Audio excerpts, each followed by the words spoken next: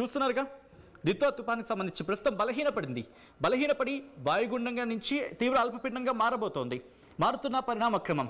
So ఈ నేపథ్యంలో మీరు చూస్తే కనుక చెన్నై దగ్గర అంటే తమిళనాడు అలాగే నెల్లూరు చిత్తూరు ఈ ప్రాంతాల దగ్గర ప్రస్తుతం ఇది కేంద్రీకృతమైన పరిస్థితి ఉంది. అంటే దిత్వా తుఫానుగా అయితే లేదు, ప్రస్తుతం ఇది వాయుగుండంగా తీవ్ర అల్పపీడనంగా బలహీనపడుతున్న క్షణం.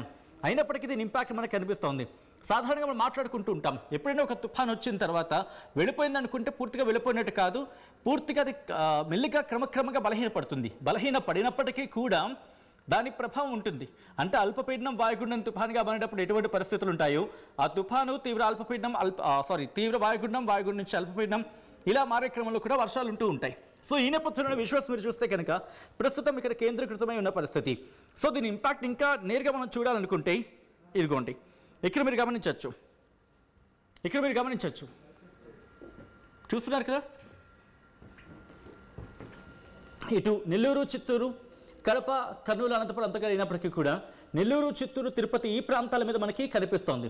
ఇక్కడి నుంచి మొదలు పెడితే దాదాపుగా ఉత్తరాంధ్ర వరకు కూడా దీని ఇంపాక్ట్ మనకి ఉంది. ఇదిగోండి ఉత్తరాంధ్ర వరకు ఇంపాక్ట్ ఉంది. దాంతోపాటు ఇటు ఒడిశా పశ్చిమ బెంగాల్ వీటి మీద కూడా మనకి కనిపిస్తోంది. సో నేను కాస్త బ్యాక్కి వెళ్ళి చూపించే ప్రయత్నం చేస్తున్నాను.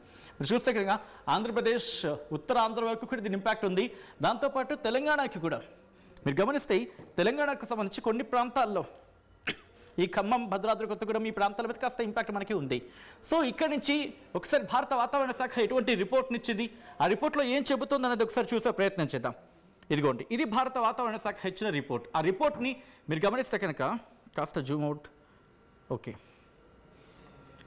ఇక్కడ భారత వాతావరణ శాఖ ఏమంటుంది, isolated heavy to very heavy rainfall అంటే భారీ నుంచి కొన్ని ప్రాంతాల్లో ఐసోలేటెడ్ అనే పదాన్ని ఇక్కడ మెన్షన్ చేయడం జరుగుతుంది. మీరు గమనిస్తే కనుక ఐసోలేటెడ్, ఇదిగోండి ఈ పదం మీరు గమనిస్తే కనుక ఐసోలేటెడ్ అంటే కొన్ని ప్రాంతాల్లో భారీ నుంచి అతి భారీ వర్షాలు పడే అవకాశం ఉందని చెప్పి భారత వాతావరణ శాఖ అంచనా వేయడం జరుగుతోంది. ఇక్కడ north coastal Tamil Nadu, Kerala and coastal Andhra Pradesh Yanam, Rayalaseema on 3rd December అంటే ఈ రోజుకి సంబంధించి మాట్లాడుకొచ్చింది. దాంతోపాటు పాస్ట్ 24 అవర్స్ ఎక్కడెక్కడ భారీ వర్షం పడింది అనేది చెబుతోంది.